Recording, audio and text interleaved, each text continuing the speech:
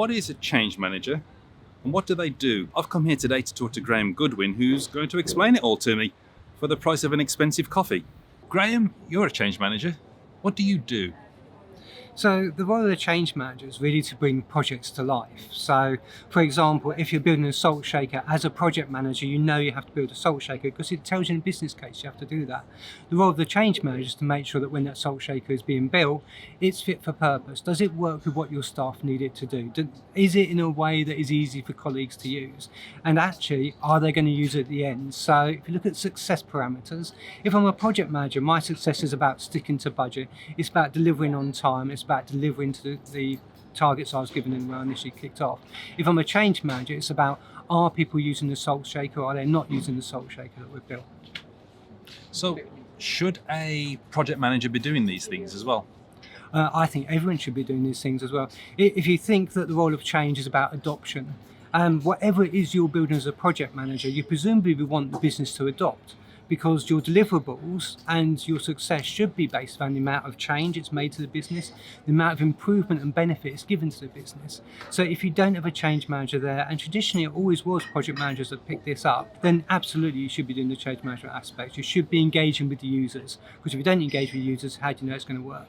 Okay, so how do you make sure then that the organisation isn't going to go back to doing this? What tools do you bring to the equation? So a key part of this is about stakeholder analysis, and we've got a model called ADKAR, which is how you engage somebody from the very beginning of the project all the way through, and by somebody I mean really the operating teams. So how do you build that awareness and desire, for example, into using these brand new salt shakers?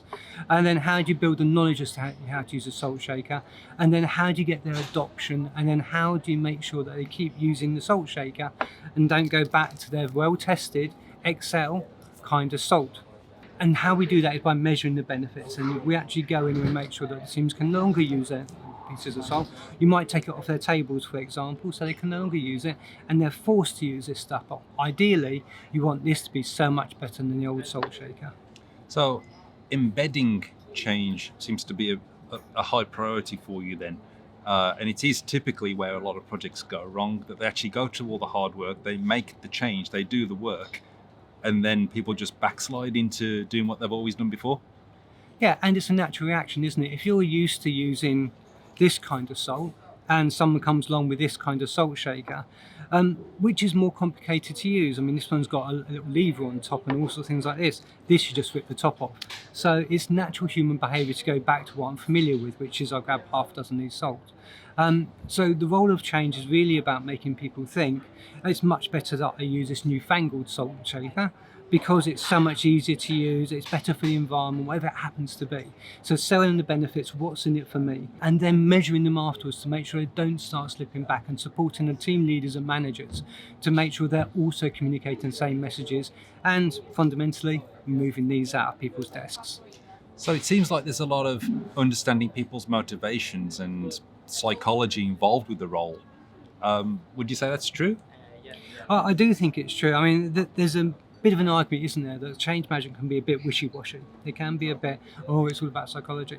Actually, it's measurable as well, and work has been done by ProSci, which is a large change management research organisation, into the successes of projects that use change managers. And because it is measurable, because once we're up and running, we do apply psychological principles and psychological techniques, but actually it's also about making sure that everyone is aware. And everyone knows what change is coming. We've all been involved in projects where you wake up on Friday and you've lost your bits of salt and someone's bought you one of these things, but you don't know how to use this and no one's given you any training on it. No one's told you it's going to happen. It actually makes your life much harder because now you have to look for this, whereas you had 20 of these on your desk. So the role of change is about making sure that everything's in line. So the change is easy, the transition is easy. None of us particularly want to transition away from our nice, easy life into something which is new and scary, but it is a part of life. And part of the change management role is to make sure that when it comes to change in a business context, it is as straightforward as possible.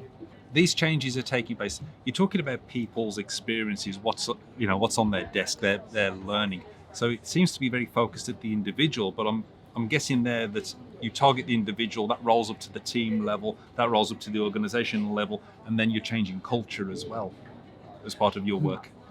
That's right, yeah. So when it comes to organisational change, we're working both from the top down but also from the bottom up. Because what you really want to do is adopt an agile, and this isn't as in an agile and waterfall kind of approach. You want to adopt an agile thinking organisation, because an agile thinking organisation can adjust to business changes. And to do that, it's really important that you get everybody involved at every stage. So, for example, Stuart, we've done lots of videos, or started to do lots of videos, on principles of change and how your brain reacts to change, so that everybody can be aware of, okay, so if suddenly this happens, how's my mind going to react to this?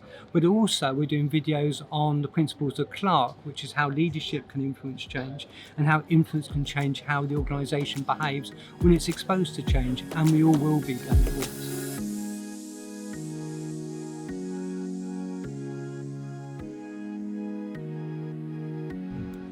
Okay, that wasn't as expensive as I thought it was going to be, but it was very nice.